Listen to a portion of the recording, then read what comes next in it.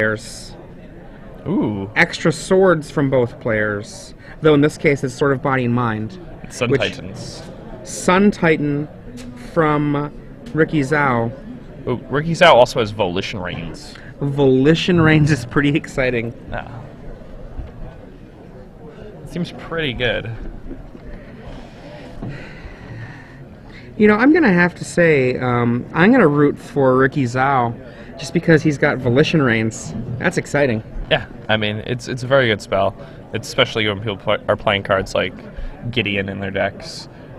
Being able to, you know, create that type of card advantage or something that's very, very dangerous for your opponent to have to play against. Now, I'm really interested to see just the sideboard play in general for both of these players. I think it's really interesting both players chose to play the Thelma Magnets. I think it's kind of proving itself to be a spell that's worthy even in decks that don't proliferate it out.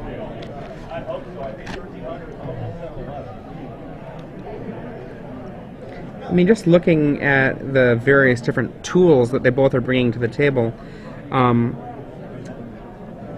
it really looks as though Ricky Zhao has more tools. Yes, certainly. But Huang has Stoneforge Mystic, which is a pretty good tool. Yeah, well, he's got it in play. Now we're going to turn 3, where it's Stoneforge Mystic versus nothing. Yeah, and Barry's also on the play, which is pretty huge. Being able to play your Stoneforge Mystic before your opponent gets an opportunity to play, you know, a mana leak, pretty strong. He marches that that Divine Offering out there before Mana Leak comes online. His opponent does have access to 4 Spell Pierce, but did not have one there.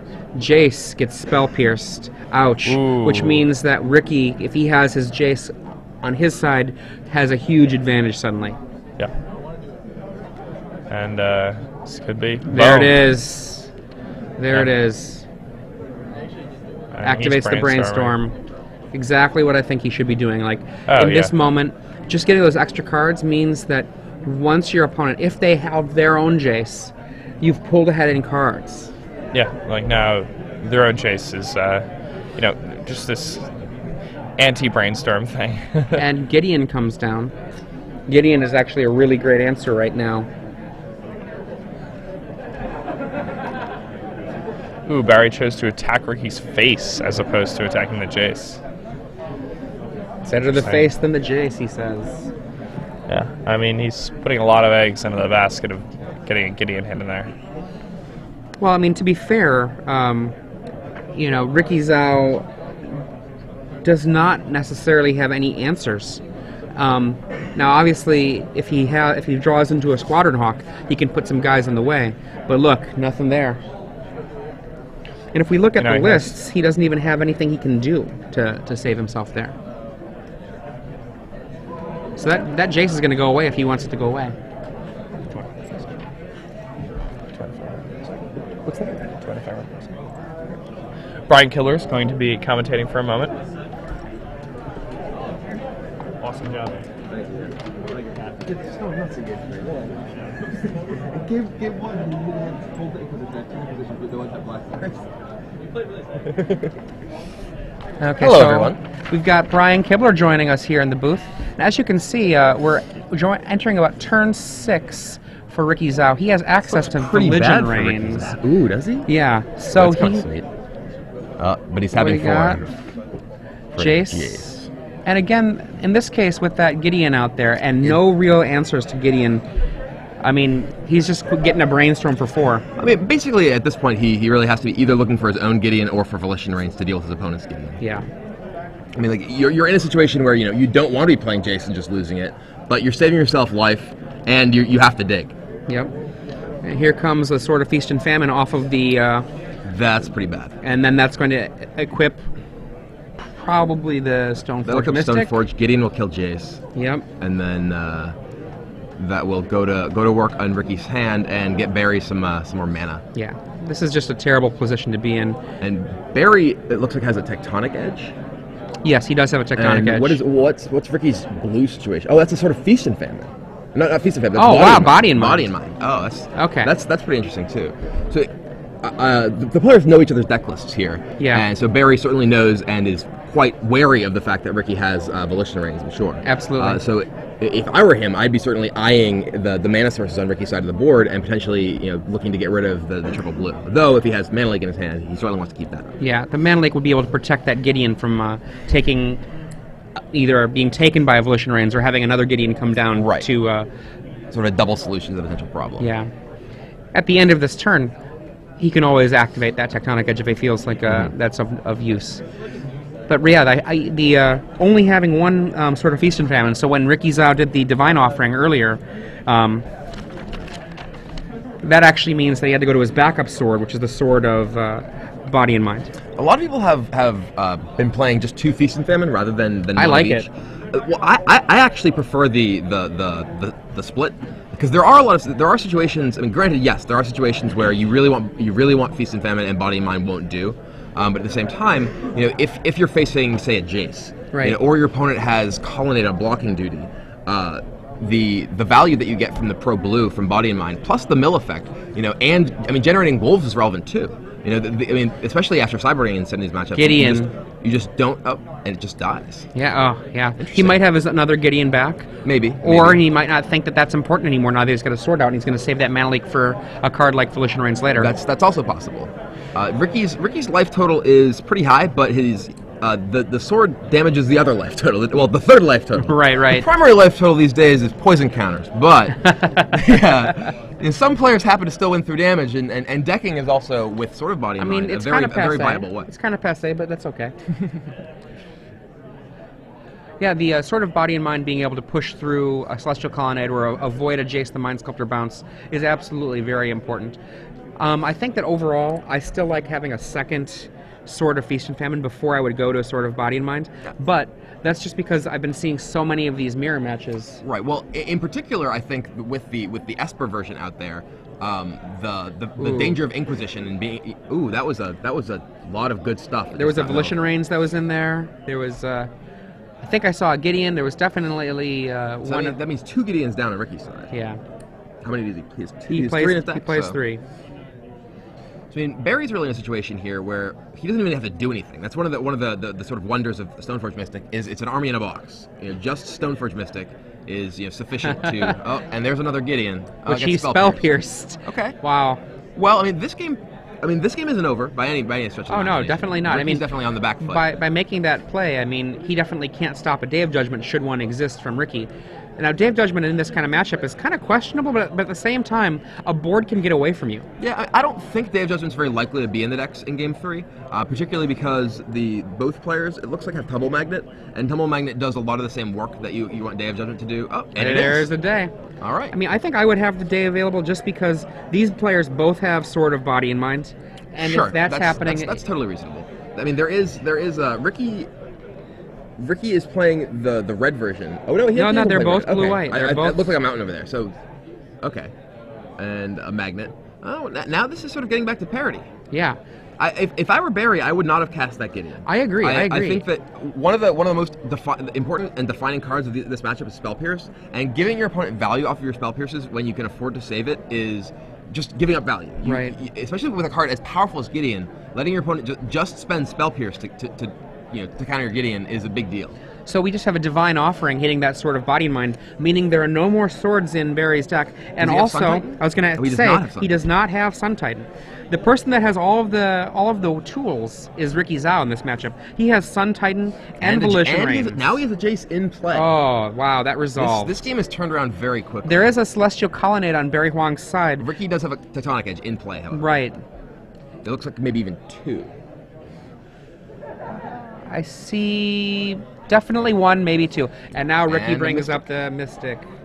Now, like you were saying with regards to that play a few moments ago with the Gideon Jura, if he doesn't do anything else, that will win the game. Mm-hmm. If he just sits on the table, by itself, that will win the game, and it requires Ricky to do something. And after Ricky does something, then Barry could come back and be like, okay, well, here's my Gideon. Right, and Gideon is one of the biggest threats in the matchup. There's very few ways to effectively deal with Gideon Jura once he comes down. Other than and 2 of Ricky's Gideons are already gone, so I mean, he has literally a Gideon in his deck, I mean, plus Volition Reigns, but that effectively deals with it. And here comes probably a 5-mana cast for Barry's third Gideon.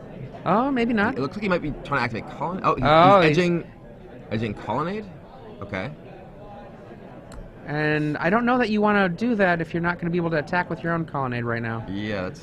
I mean, you don't want to start limiting the mana that's happening in the game when if you are behind. Right. You need to be able to play multiple spells per turn when you're the one who's behind. I mean, if I were Ricky, I'd be happy just to start unloading those tectonic edges. Yeah, I mean, just cut down the mana sources so that your ability to do things is just... he is now in a commanding position with Jason play. I mean, those magnets will hold down that Stoneforge Mystic for a while, but I mean, it doesn't do anything against Jace. Yeah, and at this point, Ricky can realistically win the game just by Fate Sealing. I mean, he won't need to. His deck is full of powerful effects, but I mean, Barry's pretty low on action. I mean, right now, Barry has to be kind of wondering how he got to this point. He was in such a commanding lead. He really was. And I mean, I think sort of the defining moment of this game turning around was that Spell Pierce on Gideon. Yeah, absolutely. And he did have, just a moment ago, 7 mana. Exactly. So he could have had the Gideon safe from Spell Pierce. And yes, it's true that Ricky Zhao also has Mana Leak. But even if he also has Mana Leak, you have to demand that Mana Leak from him. Ricky Zhao also only has 3 Mana Leaks, and he does have 4 Spell Pierce. Mm-hmm. Yeah, I mean, it's... Even letting your opponent get value from Mana Leak a lot of times is a mistake. Yeah. And in particular, a card like, again, Gideon, his opponent had a blue up. He'd been leaving a blue up very conspicuously for a number of turns. Yeah. So I mean, I think that Spell Pierce was pretty well telegraphed. It was an island, even. Right. It was a basic island, which is really, I have Spell Pierce because if you leave up a dual land, it has potential of getting Tectonic Edge, and another spell gets countered, and now there's Jason Gideon on the other side of the table. Yep.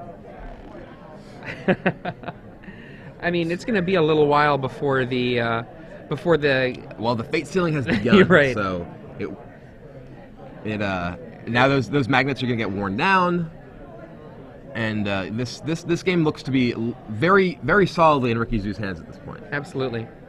Is it Zhao or Zhu? Zhao, I believe. Ricky Zhao. And now here comes in our Sword of, I believe that looks like a Body and Mind? Yes. So 2 relevant threats. Attempting to attack. And I see you've got 2 Tumble Magnets. He's contemplating what to do letting here. him attack. Wow. I'm confused by that. Oh, he wants to get milled? Is he left on top? That's kind of interesting. Okay. I can appreciate that. That's actually potentially an error on Ricky's part as well. Like not Fate Sealing after he's made this attack. Right. I mean, granted that's incredibly minor, but he's certainly in a commanding enough position that that's not the sort of thing that's really going to matter. And there's a wolf. I did see a Wrath of God or a Day of Judgment in Barry Huang's hand. Yeah. So there's an invisible wolf in play right now. Yeah, the wolf and Mystic are unlikely to be long for this world. And for the matter of where Ricky's at, I don't know if he even cares if a Day of Judgment hits. Right. It doesn't matter. He has Gideon. I mean, that's the reason that Gideon's so powerful is that he ignores the majority of the effects that can potentially deal with your creatures. And there's a Tectonic Edge, knocking out the tapped Tectonic Edge of Barry Huang. And it looks like he drew a land, and he's got an empty hand otherwise. Now, Sword on Gideon is tapped down. I don't know. I mean, granted, Ricky may have no use for the rest of his mana, but I'm not sure I would Sword of Gideon there. And there's a Squadron Hawk. Okay. Now Squadron Hawk, Jace. He has everything. He has an embarrassment of riches right now. Well, interestingly though, because he was milled earlier. Oh, he's right. got hawks that are in the yard already. Well, he can still brainstorm, put the hawk back. Still getting he actually can brainstorm shuffle with the hawk. So. Yeah, he gets a shuffle. He doesn't get the super value. He just gets there's not much a bit of value. And in fact, he just doesn't go for that. He goes for Fate Seal. Right, he's Fate Sealing. I mean, that's totally reasonable. He's in such a strong position that his opponent is. As soon as those maggots are gone, so is his opponent. Yeah, and his opponent says go, and it's back to his turn. He equips, and his opponent picks up his own library to kind of get a count, like how much of this can I take. That tells me I think that Barry Huang probably has another Day of Judgment in hand.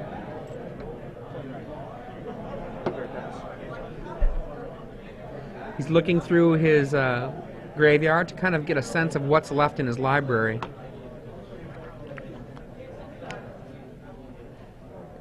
And the attack we'll have a tap on something. He moved his dice. He didn't tap his tumble magnets. So Is Gideon going up? Gideon went up, Okay. and Ricky's out. There we go. So he did tap one creature.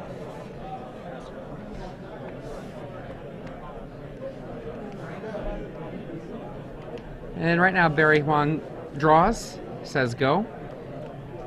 Unfortunately, when Jace is working on you, you don't want to be playing draw go. Your draw step is not particularly exciting when he's face healing you too. So this game is pretty much all but over. Yeah, I mean, there are strange things that could happen that would cause Barry Huang to come back, but it would really take a kind of a Christmas miracle style thing. I mean, it would pretty much take Ricky drawing Damnation or something. Somehow drawing an illegal card at this point. Maybe drawing 2 or 3 cards when he didn't use Jace. You know, it could be Upheaval. Wait a minute. Why did you punch the judge, Ricky Zhao? You're not Patron Lestrade. Oh, so few people know these stories I know. anymore. Jerry and I were sharing stories of old decks. It was like, back in my day, we Croson Tusker Scroll Racked, and now you kids just have Jace. Ricky Zhao And there it is, takes Ricky it up. Zhao. Barry Huang has been vanquished. A key turn in the game was when Barry Huang, with having an advantaged board, taps 5 of his 6 mana to lay Gideon. It gets spell pierced, and then after that happens, Ricky just takes it over with his own stuff. Yeah. Jace hits the table, and Jace versus that was just enough.